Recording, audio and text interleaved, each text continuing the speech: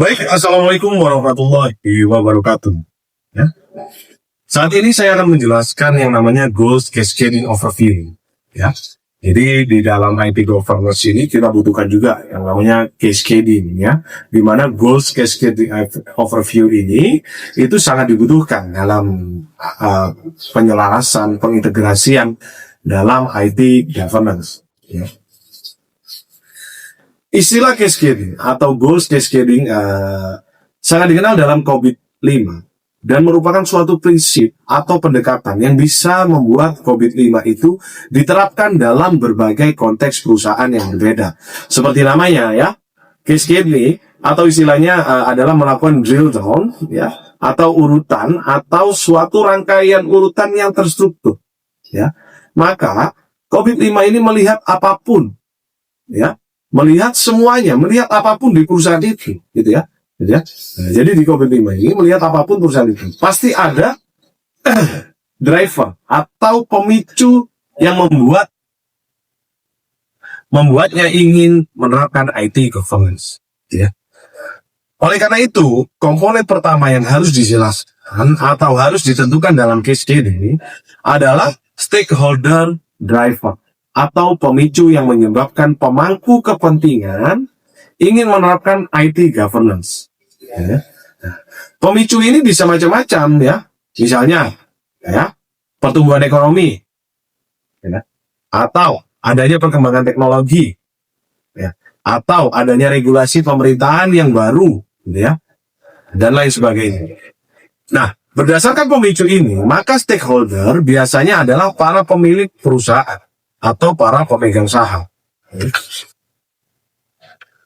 Nah, seperti itu, ya. Nah, jadi pemegang saham ini akan memiliki kebutuhan tertentu atau disebut sebagai stakeholder needs, gitu ya. Nah, stakeholder needs ini biasanya macam-macam, tapi secara prinsip itu menceritakan 3 hal.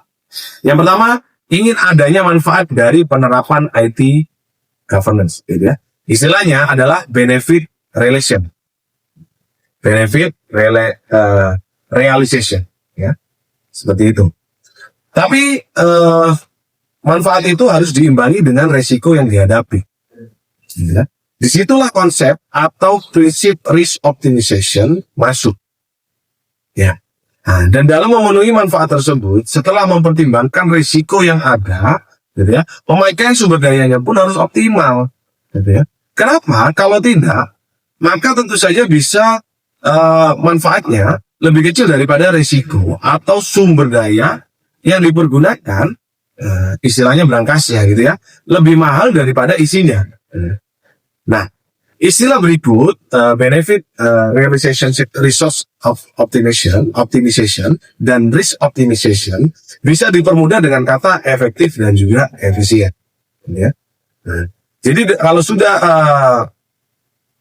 efektif dan juga efisien, otomatis ini akan terkendali, ya. Nah, berdasarkan kebutuhan stakeholder yang berbeda-beda, di sini maka akan terjadi atau akan menentukan enterprise goals, ya. Dikatakan di sini di cascade, ya, to the enterprise goals. Nah, enterprise goals inilah yang berbeda antara satu perusahaan dengan perusahaan yang lain, ya. Bisa saja dua-duanya sama-sama perusahaan bank misalnya, seperti itu, ya, tapi memiliki goals yang berbeda, ya. Sama juga seperti contohnya biasanya dua-duanya perusahaan transportasi, gitu ya. Nah, tapi saling bersaing. Karena perusahaan transportasi ini saling bersaing, memiliki goals yang berbeda. Nah, enterprise goals-nya ini akan menentukan IT related goals atau enterprise goals, gitu ya. Nah, jadi di sini akan menjadi pemicu untuk cascade ke IT related goals. Pada dasarnya, misi dari divisi IT atau tugas dan pokok salah satu syarat adanya alignment antara bisnis dan IT. Ini harus berkesinambungan, harus terintegrasi, gitu. Adanya alignment antara bisnis dan juga IT, gitu ya. Nah, di mana IT relation, gitu ya, IT relation goals inilah yang menentukan atau memicu to cascade to enabler goals-nya. Jadi ada 7 enabler goals dalam COVID yang perlu kalian ketahui ya, yang penting kalian ketahui. Yang pertama adalah principles, yang kedua ada policy. Yang pertama ini adalah principles, policy, and framework. Itu yang pertama. Ya. Yang kedua adalah processes, ya. Yang ketiga adalah organization. Yang keempat adalah culture ethics. Yang ketiga ada counter ethics dan behavior. Yang kelima itu adalah information. Yang keenam adalah application. Kemudian infrastructure services, dan yang terakhir adalah people, skills, and competency. Nah, inilah yang dimaksud dengan cascade, yaitu bagaimana stakeholder driver dan stakeholder needs tadi benar-benar bisa diterapkan pada tataran implementasi. Jadi, dari semua lini itu tadi, dari stakeholder driversnya sampai dengan ke lini bawahnya, gitu ya. Gimana caranya ini bisa saling berintegrasi, gitu ya. Harus saling alignment-nya, gitu ya, untuk bisa diimplementasi. Seperti itu.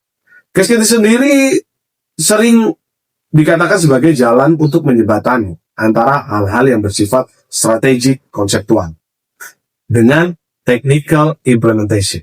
Seperti itu, ya. Jadi dengan adanya cascade ini, maka digaransi bahwa selain tata kelolanya itu sesuai dengan kebutuhan konteks orientasi yang ada, gitu ya,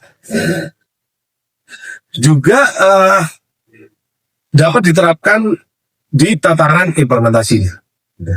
Nah, inilah yang disebut dengan cascaded goals pada COVID-5. Nah, jadi kita ketahui ya bahwa pemicu utamanya itu adalah di stakeholder drivers. Jadi di jajaran komisarisnya, seperti itu. Lalu seperti itu kita langsung turunkan ke yang namanya stakeholder needs. Kebutuhannya apa nih? Seperti itu.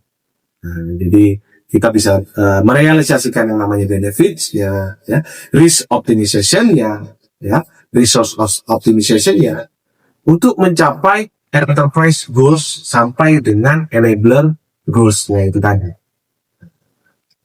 Seperti itu. Demikian yang bisa saya sampaikan untuk yang dinamakan cascade goals tadi. Terima kasih. Assalamualaikum warahmatullahi wabarakatuh.